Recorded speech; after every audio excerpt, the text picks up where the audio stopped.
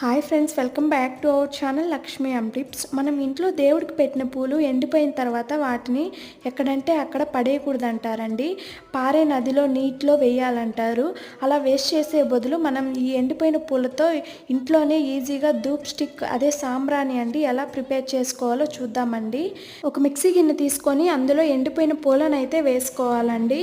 తర్వాత అందులో కొంచెం చెక్కలు, కొంచెం మొగ్గలు, కొంచెం జాజికాయ, కొంచెం బిర్యానీ ఆకు, కొన్ని యాలకులు, ఇంకా మీ దగ్గర ఉంటే కరివేపాకు ఎండిపోయిన తర్వాత దాన్ని కూడా మిక్స్ చేసుకోవచ్చు.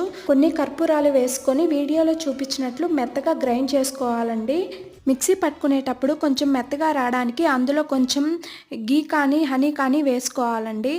ఫైనల్గా అందులో కొంచెం రోజ్ వాటర్ అయితే వేసుకొని వీడియోలో చూపించినట్లు మీకు కావాల్సిన షేప్లో అయితే వాటిని అయితే ప్రిపేర్ చేసుకొని ఒక 1 డే అలా ఎండలో బాగా ఎండనివ్వాలండి. ఎలా వచ్చాయి అనేది నేను నెక్స్ట్ వీడియోలో పెడతానండి.